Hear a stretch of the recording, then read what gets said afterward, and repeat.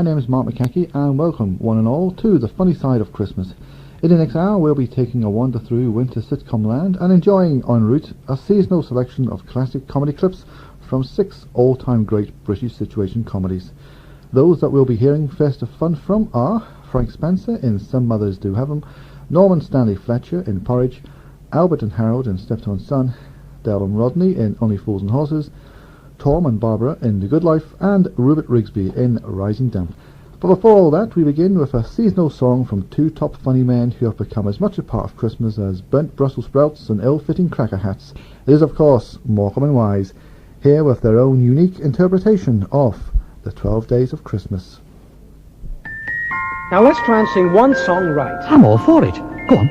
On the first day of Christmas, my true love sent to me a partridge in a pear tree. I know this one, Anne. Well, carry on then. On a thirsty day at Christmas, my rude one scented me on a part which was bare as can be. No, it wasn't quite right. I felt that. Well, carry on. On the second tee at Wentworth... No, on the second day of Christmas. On the second day of Christmas, on the second tee at Wentworth... No, just mine. And a partridge in Ernie's fur coat. I mean, just my line. On the second day of Christmas, my true love sent to me Trues hurt my love 2 turtle doves on a part which was bare as can be. Oh, if you can't beat 'em, join 'em. Carry on. My third day on Bismuth, my rude one sent to me 3 French birds. Trues hurt my love on a part which was bare as can be. I like 3 French birds. I'm beginning to like it. Me next. On the crisp day of Forthmas, my rude one sent to me 4 humming hens. 3 French birds. Trues hurt my love on a part which was bare as can be.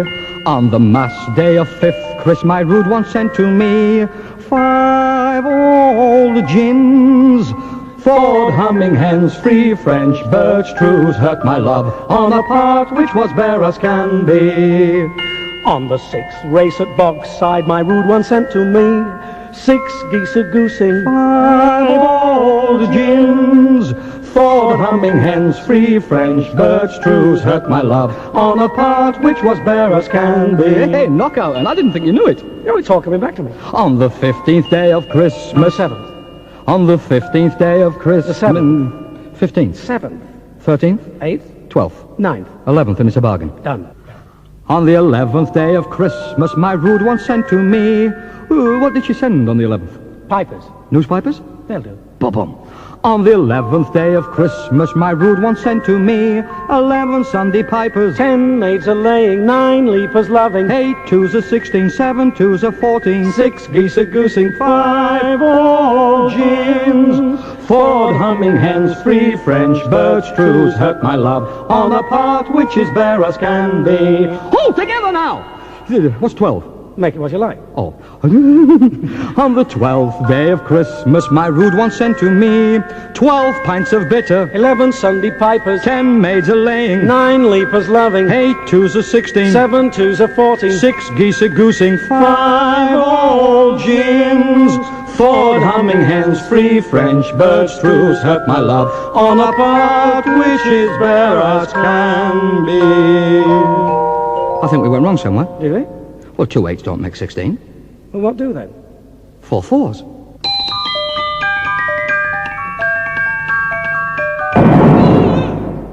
How can you work with amateurs? Eric and Ernie there with the 12 Days of Christmas, and we'll have another merry melody from the duo at the end of the show. Now, of course, Christmas is the time of year when we can all do with that extra bit of cash. One way of achieving this is to take on a seasonal job, which is exactly what the character in our first clip did when he joined the staff of his local department store as none other than a pixie in Santa's very grotto. All well and good, you might think, but think again, for the man in the costume is one F.W. Spencer. I have to work with that man for one more second. I will not be responsible for my actions. I will not be responsible. I'll have it, Mrs. Perkins. I'll stick my boot right up his... 25 years I've worked for your grotto. 5 years as a fairy, 6 years as a pixie, and 14 years as Father Christmas. I've worked my fingers to the bone for this store, and I expect some consideration. I demand some consideration. I asked for a trained, capable, competent pixie, and what do I get? The most incapable, incompetent, hand-fisted, brainless little pixie I've ever seen in my entire life.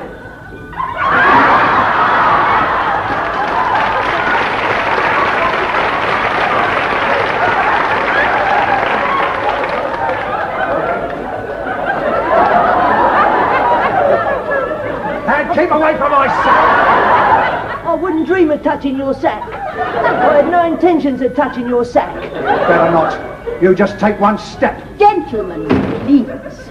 Surely you can work together without all this acrimony. Mrs. Perkins, there are some pixies you just can't work with. There are some pixies no one can work with. I didn't have to be a pixie, you know. This isn't my normal occupation. I know, quite. I've got a lot of other strings to my bow. Strings that people wouldn't even know about. Mr. Spencer, you are the chief pixie. Mrs. Perkins, I am the only pixie. And about as much help as a three-legged reindeer. Mr. Spencer, you must understand that although you are the chief of the Pixies, Father Christmas is in charge of our fairy grotto. He is your chief. That's the trouble with that grotto.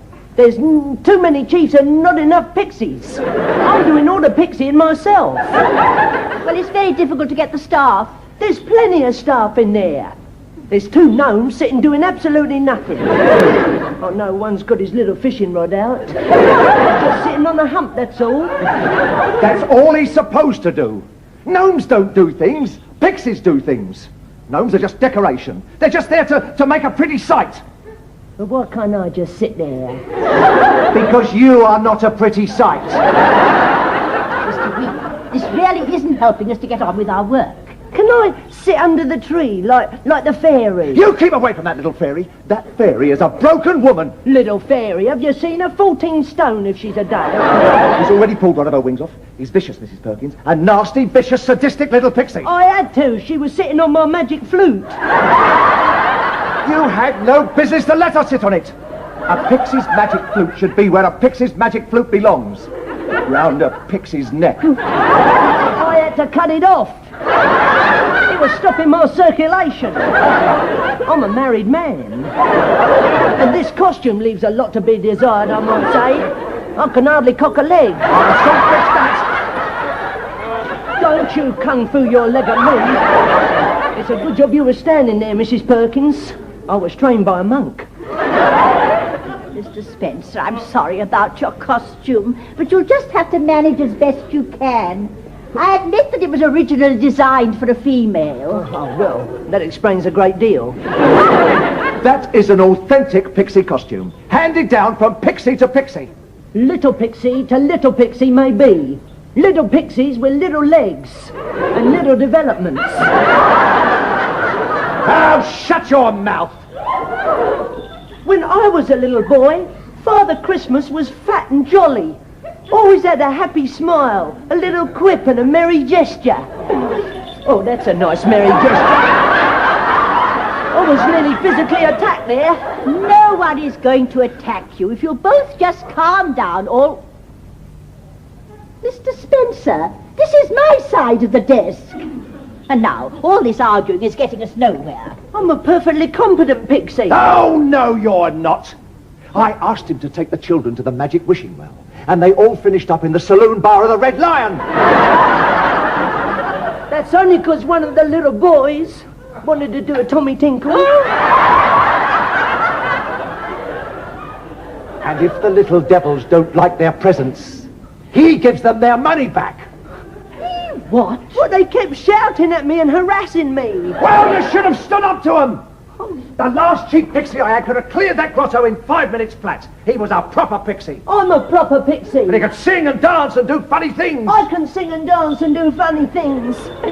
The sun has got his apple.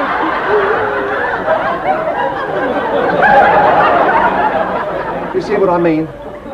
Mr. Wheeler, I think we should try and be a little more charitable. Mr. Spencer's doing his best. If I can give him one more chance, surely you can. Oh, no, That is my decision. Right. One more chance, Mrs. Perkins said. And that's what you're going to get. Because if you make one more mistake, you'll be down that labour exchange so fast your little pixie boots won't touch the ground. Now, come on.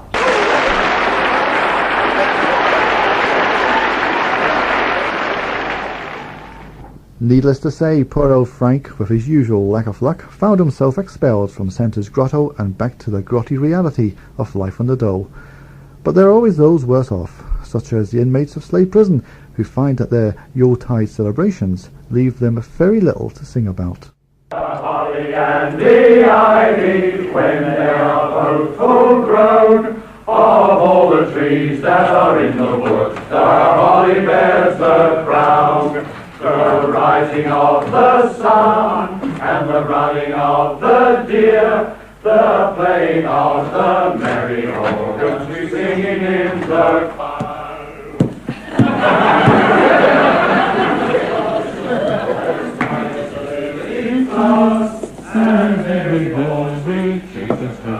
Come. Making a Christmas card? Yeah, it's for my brother George. I cut it out of the paper. Not very seasonal, is it? Oh, it is for George. He's only allowed it once a year. Can you hear the carols? Yeah, shut the door, will you? Why, don't you like it? They've been at it 2 hours. They only know 4 carols. The words of one of them's a bit suspect and all. Shepherds didn't wear socks in them days either. I find it rather moving. All them blokes united in the common exultation of the great occasion. Don't be daft. They are singing, my son, to drown the noise of Tommy Slocum's tunnelling. Tunnelling? Yeah, that's the big occasion around here. It's not the coming of our Lord, it's the going of Tommy Slocum. He tells me nothing. It wasn't considered an event suitable for publication, see. It was a secret between him, 6 baritones, 12 tenors and a soprano. We've got a soprano? We've got lots of sopranos in here, mate. Some of them baritones need watching and all. Don't let them gruff voices fool you. Come over here, sonny. Where's the tunnel? Well, where's the choir? Just outside cell 28. Well, that's about 3 foot under cell 29 then. You kiss a biscuit. Well, I like it. At least it brings an air of festivity into an otherwise monotonous existence. Yeah. We've got such a lot to look forward to. There's a concert coming up, and the carol service, and the tree. Yeah, it's very useful, that tree. Useful? Yeah, for stashing Christmas contraband. All them dingly-danglies hide a multitude of sins, you know. Even the fairy on the top's got 2 ounces of tobacco stuffed up her tooth.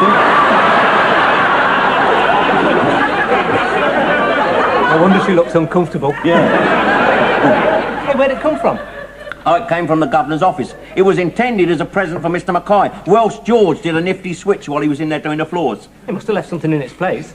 Oh, yeah, he did, yeah. Yeah, an identical gift wrap package, which no doubt Mr. McCaighey will open on Christmas morning. What was in it? Well, I'll tell you one thing. If he uses it for putty, all his windows will fall out. Hey, what's Christmas Day like in here, Fletch? Well, it's slightly less horrible than all the other days, I suppose. I mean, the governor don't dress up as Santa Claus, you know, and come round with the aftershave lotion. Yeah, but we get turkey, though. I mean, do we? Do we get turkey? Well, they call it turkey, don't they? But not having seen it carved, we don't know, do we? I mean, if it is, then the one we had on our block last year must have been a very funny shape. 28 legs and no breast.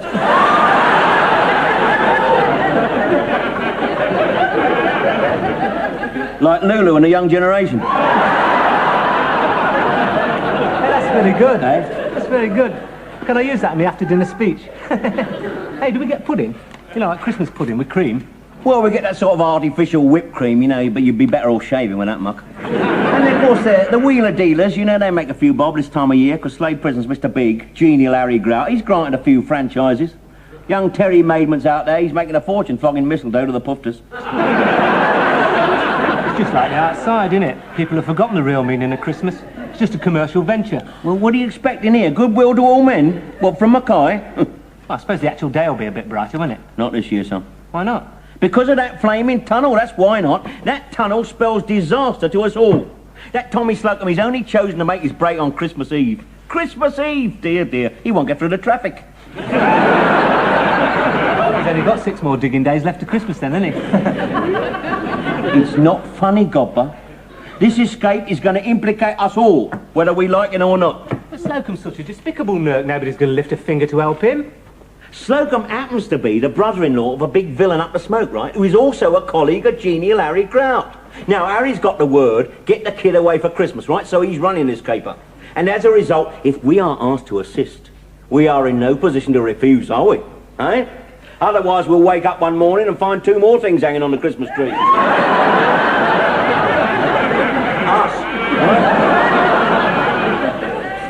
Well, I ain't going down no tunnel. I suffer from claustrophobia. Do you? Yeah. Dates back to a time, what, about 2 years ago when I got stuck in a chimney for 2 hours. Oh, yeah? What happened?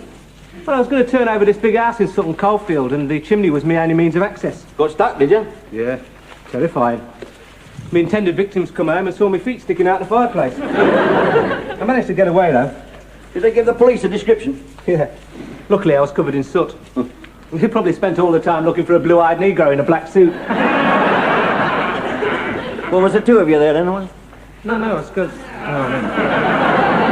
The point is that I've suffered from claustrophobia ever since. Yeah, well, that might excuse your tunnelling duties, I suppose.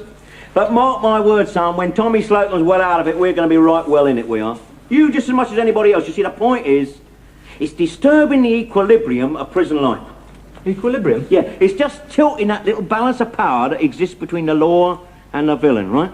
I mean, this escape, we should have just pushed the system a little bit too far. Well, there's nothing we can do, is there? I mean, what can we do? I know what I'm going to do about it. I'm going to be well out of it. How? I'm going away for Christmas. Where to? Mallorca? Yeah, everyone goes to Mallorca, don't they? Now, I bought the prison hospital this year for a change. A, because it's the nearest thing you'll get to an holiday in here, and B, because I shall be far away from any retaliation by the screws over this escape fiasco, shan't I? You'll never get into prison hospital, not past that, Doctor. What's supposed to be wrong with you? It's my knee, innit? I never knew there was anything wrong with your knee. Ah, well, that's because I've been keeping out my sleeve. Or to be precise, up my trouser leg. What's wrong with it? Cartilage. It's cartilage, what are you laughing at? I've lived with a pain for years, I have. Lately, due to the damp weather and being on my feet all day, the pain has escalated to an unbearable degree. Which knee is it? Eh? Which knee is it? That one. Or is it that one?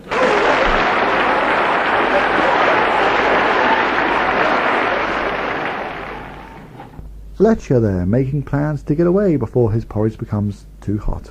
Of course, for us from the outside, getting away for Christmas is an enjoyable experience, and choosing your holiday destination should be all part of the pleasure. But unfortunately for scrap merchant Harold Steptoe, that isn't the case, for he has his objectionable old xenophobic father Albert to contend with when it comes to deciding where in the world they should spend their Yuletide break.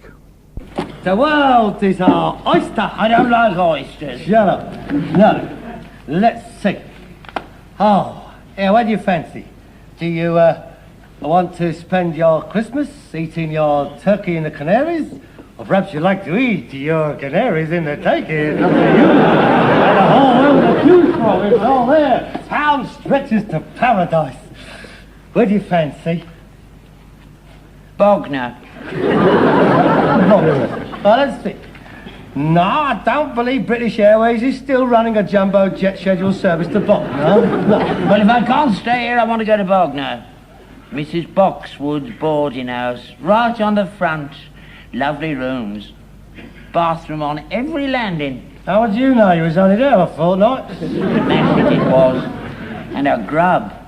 Course you don't. I'll give you a right plateful. Yeah, sure, I'll give you a mouthful when you get in late and all. Oh, what's the matter at 10:30? It's not bad. What can you do after 10:30? Exactly. In this country, nothing.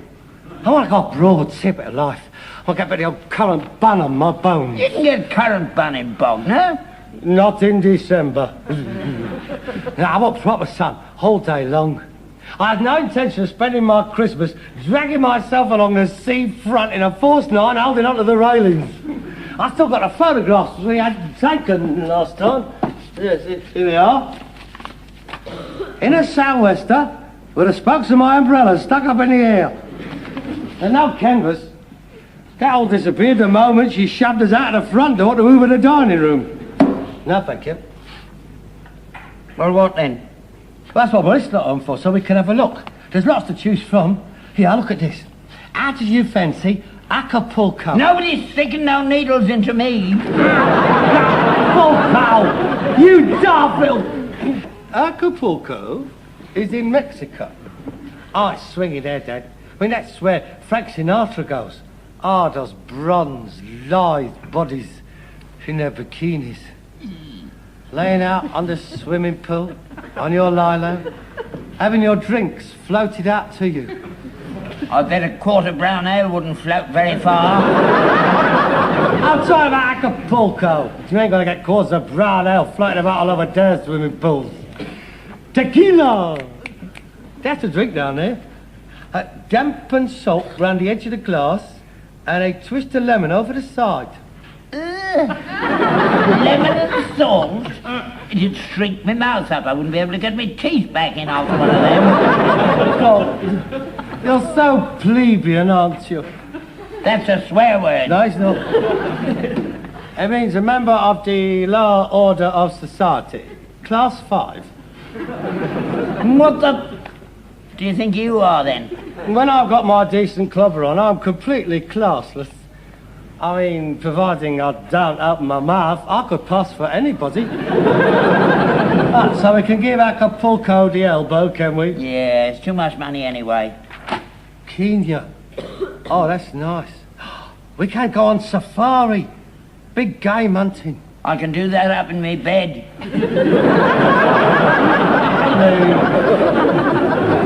You're not being very helpful, are you? Oh, well, you're so full of big ideas, aren't you? Kenya, acupuncture, I don't know where you get them.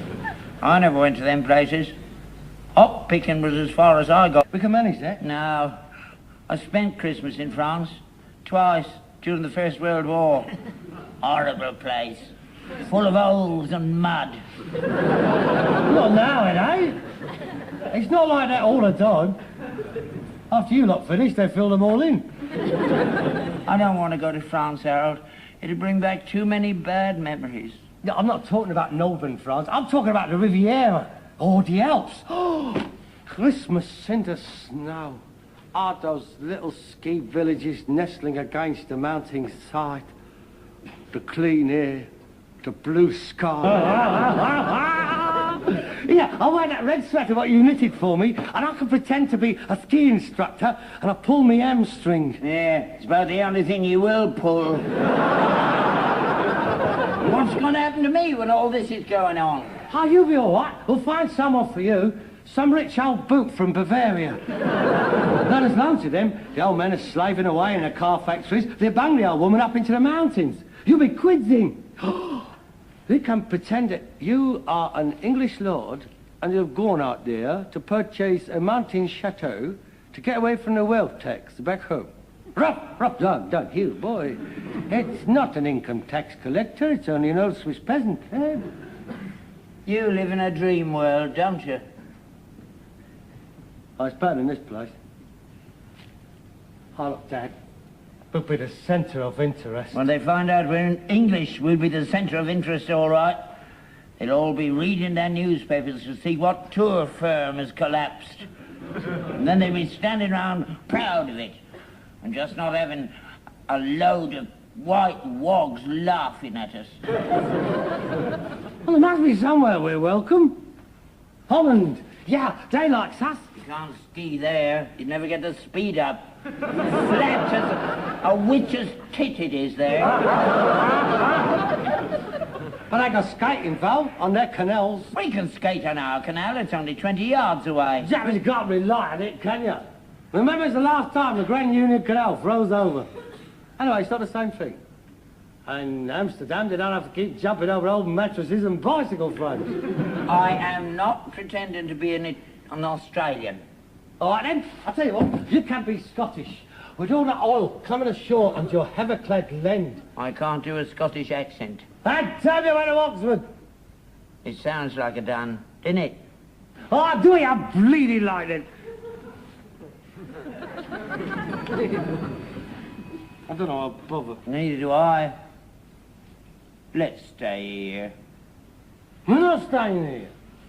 Well, you've got all these lovely places to choose from. God, but it might be somewhere. What you fancy? The Black Sea. Ew. That was so daft. They're not really black. There might be though if you go swimming in it. I'm told it's very nice out there. Where is it? It's in Russia. In the Crimea. Here you are. 4 days at the Workers' Palace Hotel. 43 quid. No, I daren't go back to Russia. Oh, God, get out of here. You ain't never been to Russia. Yes, I have. When? 1919. Don't tell me you was Isadora Duncan's dancing partner. No! A secret agent. 003½. The mighty midget. The smallest spy in the West. Sent out there to photograph the secret Russian junkyards. They couldn't catch him. The Scarlet Pimple. They think him out. They think him out. Joe Stalin seeks him everywhere. Untraceable in the snowy wastes. Because his head never come above his footprints. I've been there, mate. British Expeditionary Force to Archangel. I was helping the White Russians to put down the Bolsheviks. I was fighting for me country. You was fighting against the workers. You're a traitor to your class. I'm not a worker. That's true. Oh, I daren't go back there, Harold. There's a ring round my name. If they found out I'd been fighting against them, they'd put me up against the wall and shoot me. I'll go and book the ticket. I am not going behind the Iron Curtain. I'm not going to give no money to no communists so they can build up their economy and take us all over. Oh, yeah, the profit from your 43 quid's got to buy quite a few intercontinental ballistic missiles, isn't it? Every little helps. I am not going. Now, where do you want to go? I don't mind. Oh, my God's sake! I have picked somewhere. If you want to come, you can come. You don't think I stay in, right? Now, I'm going to put these brochures all over the table. What closes my eyes? Well, I choose one at random, just like that. Look.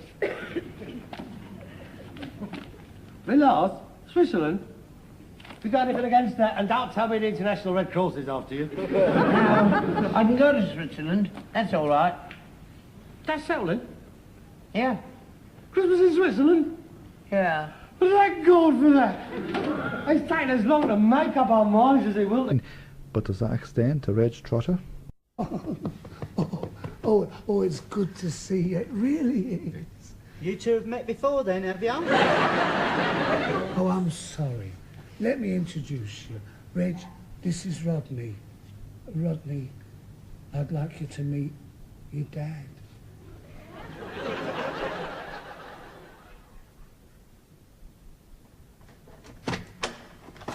Right, where is he? Oi, oi! Now, just calm down a minute, Del. Before you go in there shouting and bawling, you just remember he's still our father.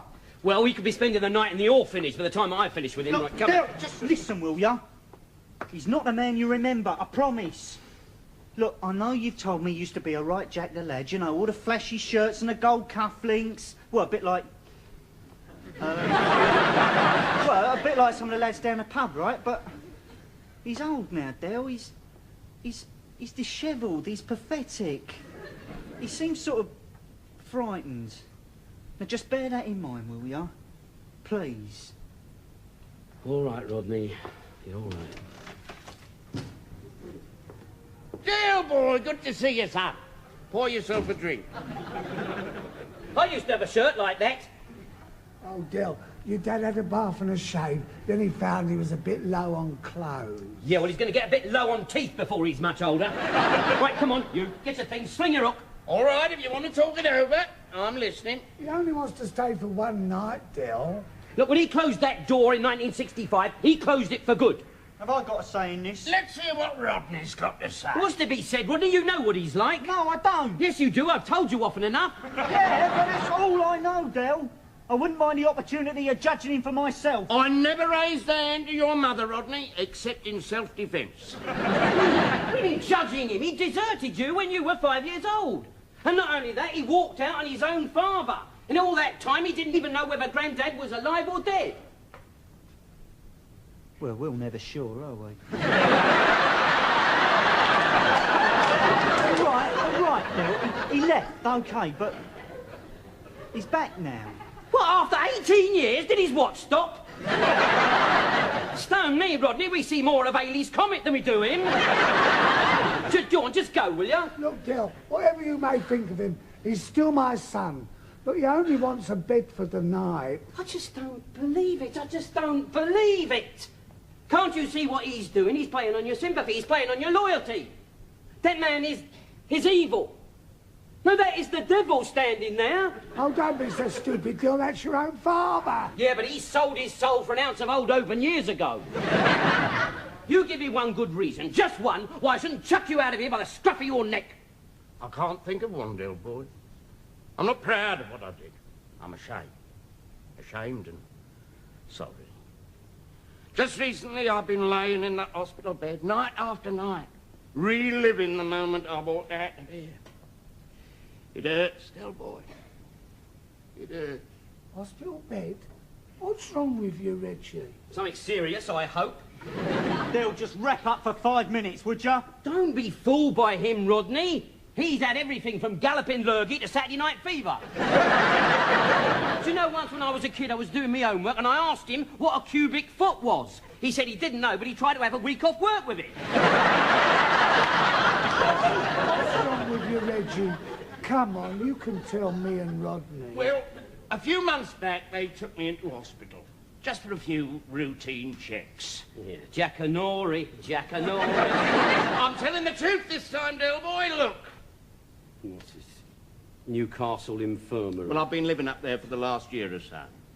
Well, what's been the matter with you then? Well, they discovered that I had this hereditary blood disease. It's called, oh, it's a medical word. A long one, Reggie? Oh, yeah. Well, can they cure it? They're not sure. I just live in hope. Hope's about the only thing I've got. Oh, come on, Dad.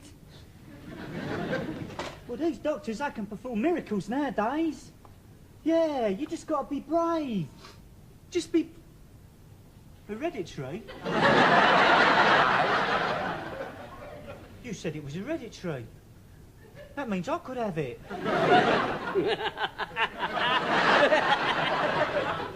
And me. Yeah, well, you see, this is half the reason I dashed down here. The doctor said I had to warn my children immediately. What they got to do, son? Go for blood tests? As soon as possible, yeah. I've done my best by you this time. Ain't I, dear boy? Oh, yeah, thanks. Well, I'm feeling a bit weak. I think I'll climb in. Night, boys. Night. Oh, and, Merry Christmas. Merry Christmas? Will I have to have blood tests as well? No, it's hereditary. It means it's passed on, not back.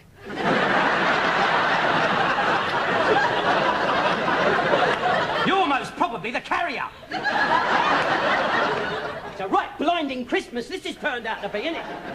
I mean, some people get wise men bearing gifts. We get a wally with a disease. You two get down to that hospital straight away after the holidays. Yeah, but with these national health cuts, we could wait forever. It'll be all right. I'll give Dr. Becker a ring first thing in the morning. Dell, he's not going to see us on Boxing Day. Oh, yes, he will. He owes me a favour. His 10-year-old son thinks that bike he got for Christmas fell off the back of a sleigh. Mr. Becker and I know better. Yeah, just a minute. Where is he sleeping? I offered him my bed. You are a great big softy, aren't ya? Well, he's not very well and all that. You'd have done exactly the same thing, wouldn't you? Yeah, of course I would. Yeah. Good, because he turned my bed down and took yours.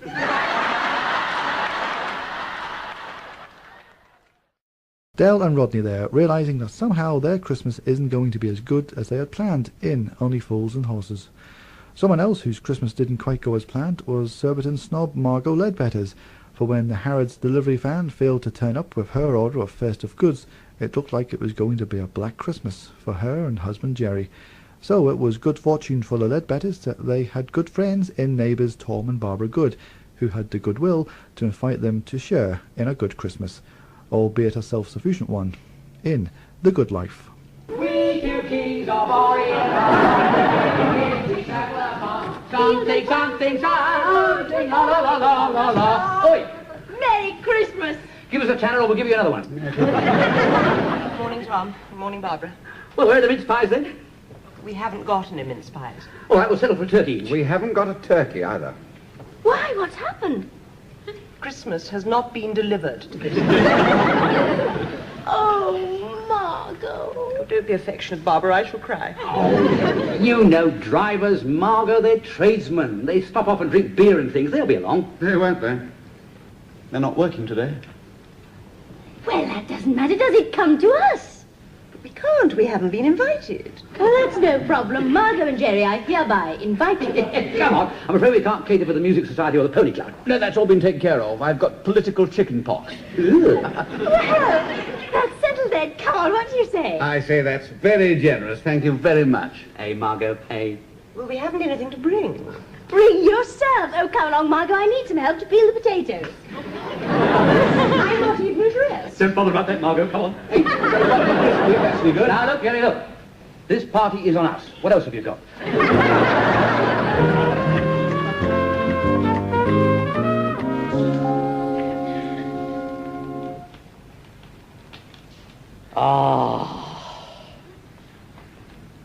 May I add something to that? What? Yes, does it all, really, doesn't it? I must say your food really does taste like food. Yes, it does, rather. Did I ever tell you about last Christmas? Mrs. Doombs Patterson's corsets. Oh, perhaps I better not. I don't really want to think about Mrs. Doombs Patterson or the rest of them. Can't have been a very pretty sight, anyway. It wasn't. I can't tell you what a relief all this is. Well, it's the spirit of Christmas, isn't it? Goodwill to all men. Especially me. By the same token, do you mind if I take my shoes off? Take your feet off if you want to. Well, we've done the washing up. Oh, we were just coming out to help. Don't feel guilty. You're doing it this evening. Oh. You know, Barbara... Shoes, please, Jerry. You know, Barbara, you'd save yourself so much trouble and dried skin if you bought yourself a dishwasher. Oh, I'm sorry. Don't worry, Margaret. Have a sprawl. There we are. That's the idea. And on with the festivities. Stephen and Maria had a conjurer last year. Oh, did he taste nice? Crackers? Crackers! Crackers! Crackers! Done. Ta-da! Good God. Yes, none of your shop-bought rubbish. Now, there's a trick with these, all right? They're perfectly all right. They're perfectly sound, except they do not go bang. So, and bang! Your crackers. Yes, that's right. Oh, come on, Jerry. 1, 2, 3... Bang! Come on, Margo. And another one. 1, 2, 3, bang! Oh, come on, Margo. If you can't beat them, join them. 1, 2, 3... Crack. Not bang. No, I see crack as a more pertinent word. It is, after all, the stem of cracker, isn't it? You can't argue with that. Come on, now. What have you all got? Well, I seem to have the inside of a roll of lavatory paper. Inside that?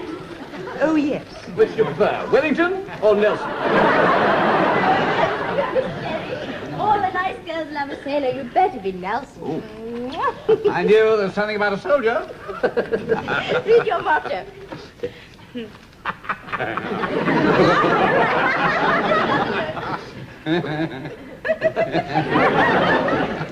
I thought you said they were clean. Come on, Margo, get your hat on. This is the Daily Mirror. I am terribly sorry, Margo. Please, have the Telegraph. Now then, my motto. The ooh-ah bird is so called because it lays square eggs.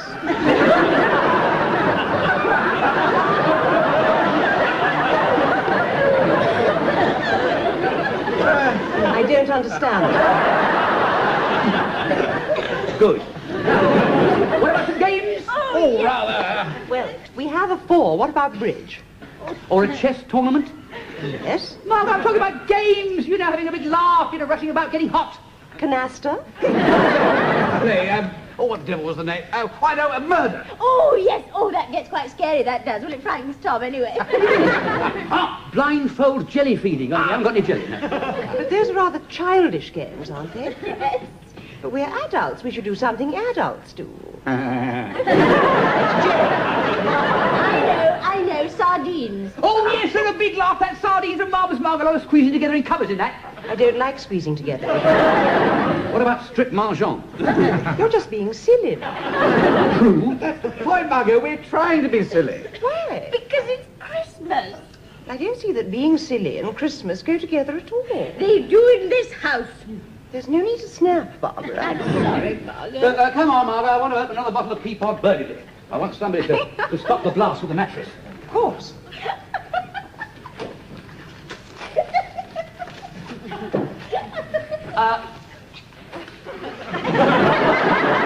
Thank you. Any bottle, is it, Tom? Tom?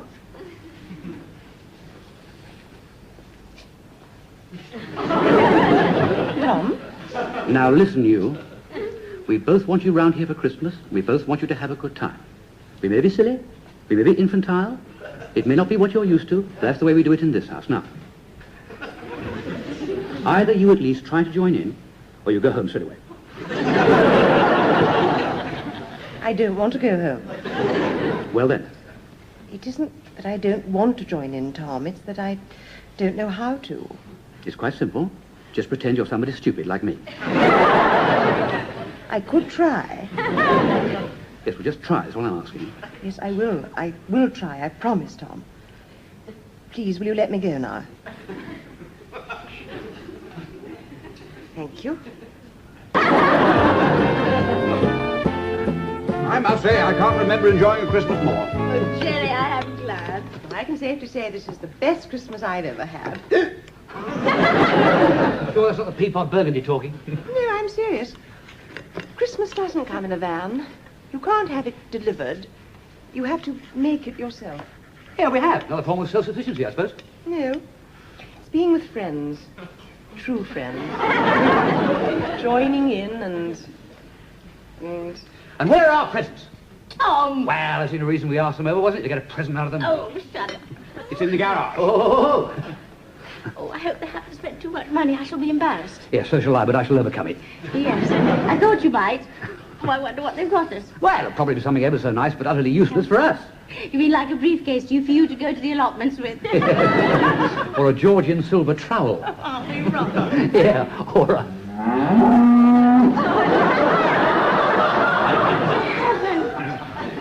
They have?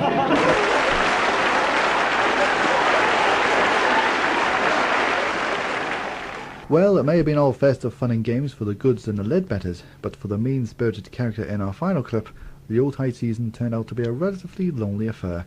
With only his mangy old cat Vienna for company, landlord Rupert Rigsby sat alone through Christmas Day in his bleak boarding house, with no one to pull his cracker or share his pudding.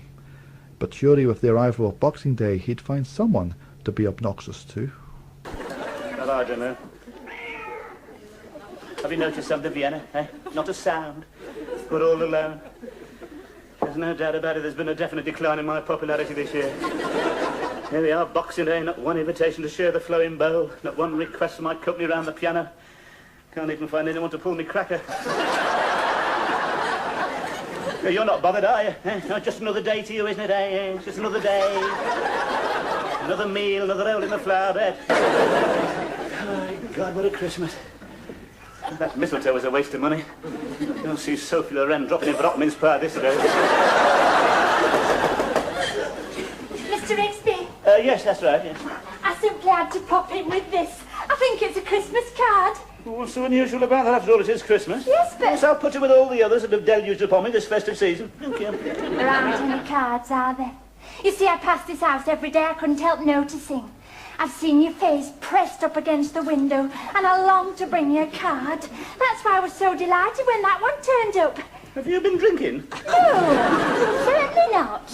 Well, it is rather unusual to get a delivery by hand these days. I thought perhaps you couldn't find the letterbox. I don't drink, Mr. Rigsby. Not when I'm riding my bicycle. Oh, well, as this Boxing Day, I thought you might have had the odd stirrup cup. After all, your manner is slightly strange. Oh, I'm sorry. I didn't mean to intrude. As a matter of fact, there's a perfectly logical explanation why I haven't had any cards this year. I told everyone I was spending Christmas with my brother. Probably sent the cards on there. Well, I'm surprised he didn't send the cards back. You don't know my brother. Probably working on them with an ink rubber right now. Use them next year. Yes, it's the same when we were kids. You'd have the silver paper off your tangerine before you could say knife. So you're all alone? Yes, yes. What about your tenants? Oh, they're all away for Christmas. Still, I don't care. I don't want them here steaming the place out with the Christmas puddings. They're not bothered about me anyway. They wouldn't give me a second thought, one of them. Ah, I think that's very sad.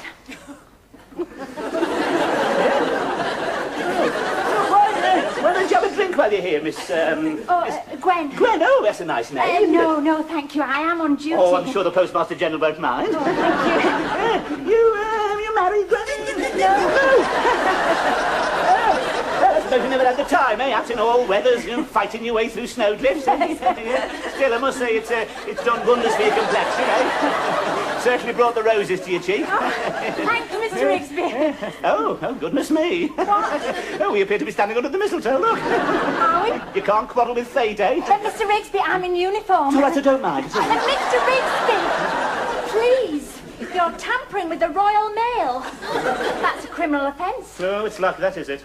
Well, I am on duty. Well, would you excuse me? I'd just like to read my correspondence. Thank you. I'm sorry. It's all right, no skin off my nose. Could have been your lucky day, that's all. Merry Christmas, Mr. Rigsby. Yes, yeah.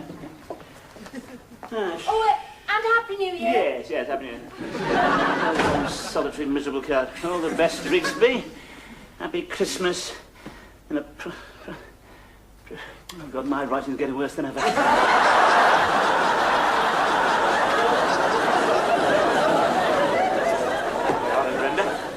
Alone at last. What about Rigsby? No, he's spending Christmas with his brother. Can you imagine them two together, eh? Setting the dogs on the Salvation Army. Eating pennies up with carol singers. What a Christmas. What about our Christmas? That wasn't so hot. What do you mean? I spent most of it rolling balls of wool. Your mother doesn't like me, does she? She's just got to get used to you, that's all. You know what mothers are like. Yeah, I know what your mother's like. She spoils you. I wouldn't say that. Then why does she blow on your potatoes? She doesn't. Well, only when they're hot. You're going to get in trouble when you get married. Ah, well, no, I wouldn't expect you to blow on me potatoes.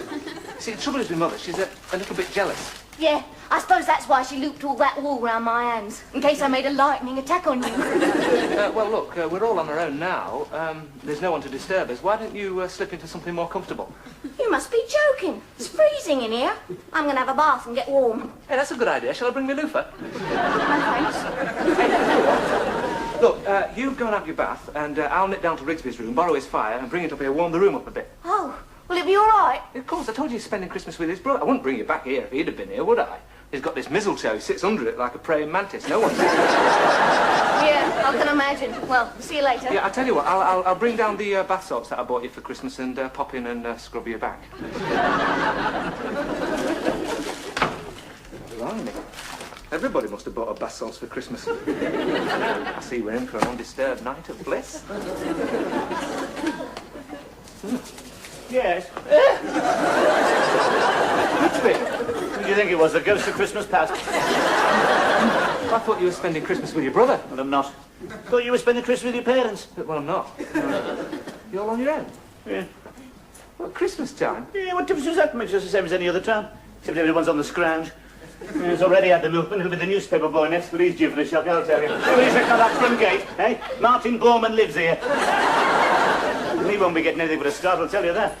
Look, Rigsby, you can't go on like this. They will think Martin Bormann lives here. You're becoming a recluse. Yeah. You ought to get out, get some fresh air. You ought to get out and about and do something. Just because it's Christmas, it's a big fiddle, I don't believe in it. What have you got the mistletoe for? Well, that's traditional. Old habits die hard. You're telling me. Hey, you've even got a cracker. Just happened to find it lying around. Shall we pull it? Can if you like. Oh, I hate it when they go bang, don't you? Beginning to tense up, eh? Anyone can see you've never been under fire. So you got the big end. Hey, there's my cracker. And you can have the paper hat. Yeah, you really mean you are. You don't change, do you, even at Christmas time? Well, nobody asked you to come down and see me. What did you want, anyway, to come down and see me for? Yes, just a minute. You thought I was away.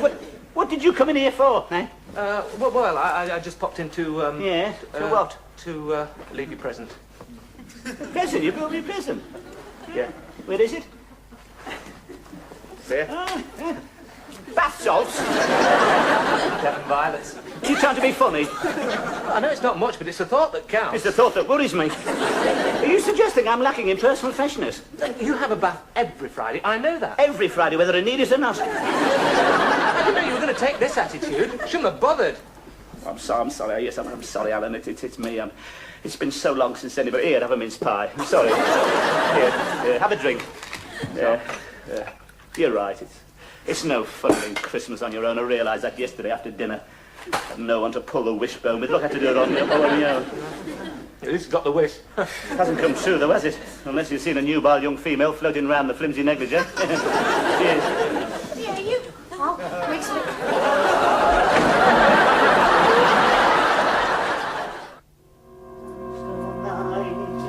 What are you looking so pleased about? No,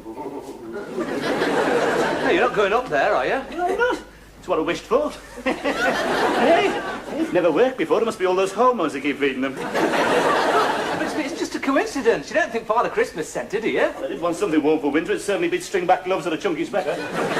She probably just decided to come home early, that's all. I mean, she hadn't just stepped off a train from Toy Town. I know, but why did she decide to come home early? Because she's been missing me. Missing you? Yes, of course she's missed the excitement. Well, you know how it is with me and women. It's the old animal magnetism again. You're not too lucky where women are concerned, are you? Well, I don't know. She came down in night dress. Wasn't a bottle of loaf of bread. She thought I was going to be it on my own. Anyway, she promised me a kiss for Christmas. When was that? When I unblocked her drains. That was last July. Yes, that does make... She remembers, though. A promise is a promise. What I'll do, I'll invite her down for a few drinks, promote the festive spirit, get her under the mistletoe. Bob's your uncle. Rigsby, what about me? You can blow up a few balloons.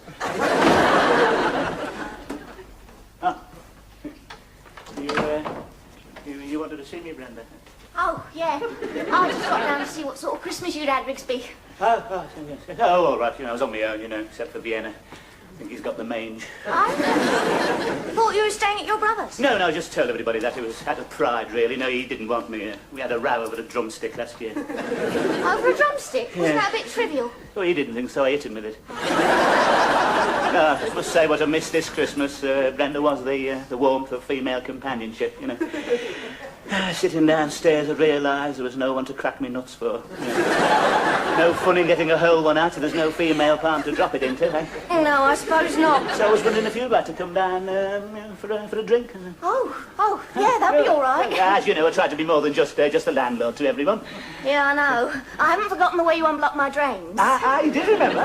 So you remember your promise then in that case? Yes, I knew you were grateful at the time, Bren. Oh, yeah, I'll remember. Well, it's Christmas time now, Brenda. Yeah, and I have got your surprise. Yes, and I think I know what it is. Shut your eyes. Oh, all right. I didn't know you were shy.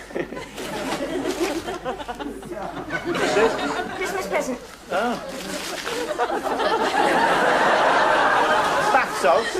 Yeah, I couldn't think of what to get you, and then I thought of bath salts. No, all right, thank you. Yes.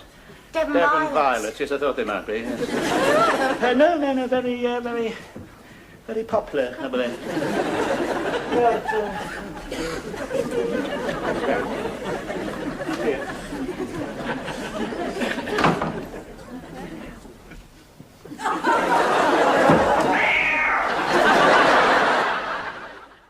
Rigsby there, not quite receiving the Christmas present he was promised in A Rising Damp. But now, as I promised at the top of the show, it's time for another merry melody from Morecambe and Wise. So here they are, feeling a little mixed up with Bingo Gels.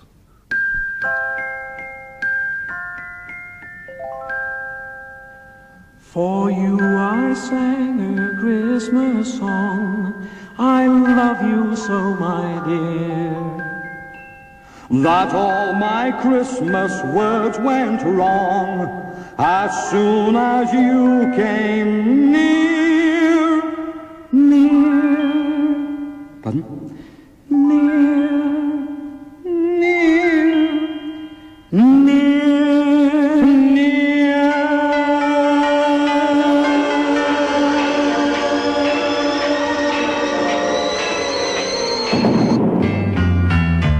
Dong, dong, dong, ding, dong, ding, Mizzle and Holly Toe. The good king, look out, he winceless lest, and even Christmas snow. Dong, dong, dong, ding, dong, ding, 'twas on old Stephen's feast. May all your misses crisp be white, and all your fat be geased. Dong, dong, dong, ding, dong, ding. Moonlight shone the bright. Bingo gels in a one-horse town. An island was the sight. Dong, dong, dong, ding, dong, ding. Peace and goodwill rule. May all your misses crispy white, and all your loves be you. I tried to sing the words for you, my mind was so confused. With love for you, the same refrain was violently abused. Abused. Pardon? Abused. Abused. Abused. Abused.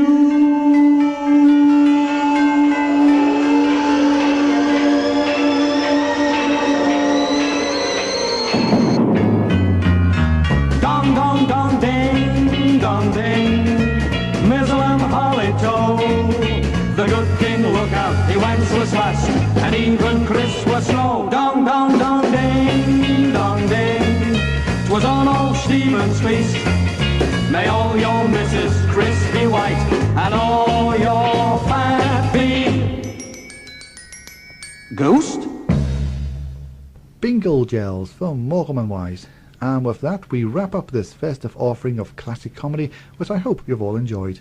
You've been listening to The Funny Side of Christmas, a Funny Bone presentation, written, produced and presented by Mark McCaighey. It just leaves me to wish you a very Merry Christmas, and I hope that you all enjoy good health in the new year and beyond. Bye-bye.